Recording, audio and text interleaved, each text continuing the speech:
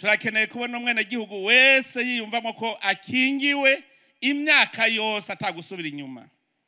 Kugwanya inkozi z'ikibi zitwononera, dutegereza kumva yuko tubungabunga itunga ry'igihugu. Dutegerezwa gutuma umwene gihugu yumva ko aroraniwe mu gihugu ciwe c'amavukiro, tugakingira agateka kazina muntu.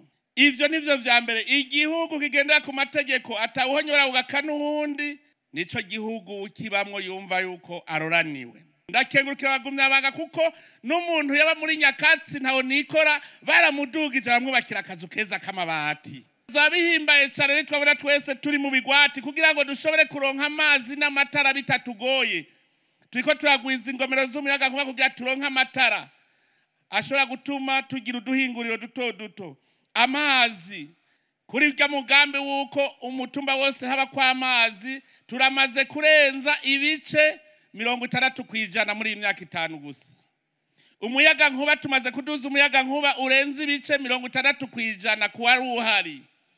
Mwabibonye ko twatanguje umugambi wo kwegereza amavuriro abene gihugu kugira ngo bavugwe badatamye. Ubuhoho mbere habonetse n'akabirya kuko twatanguje nawo mugambi wo gucandaga ya ngwara ya malaria yagisibije. Ubu impfu zitagira mvura zaragabanutse bimwe biboneka. Ubu bagupimira muhira n'ubugwaye malaria baramupimira muhira bigakunda. Nico ituma dushaka yuko ibitaro vyose bizoba bifise rusehabaniha kugira ntagire umuntu asinzikarira muhira.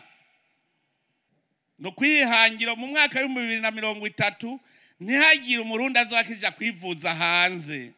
Twe dufise ibitaro bikwiye. Turamaze kubibona yuko ubu hariho ibitaro vyinshi bimaze gukogwa nk'abagwaye ingwara z'umutima bahora bagenda kwivuriza hanze abakeneye kubagwa. Mugabo no munsi twamaze kuronka ibitaro bishobora kubaga ingwara y'umutima, bishobora kubaga ingwara zo mu mutwe.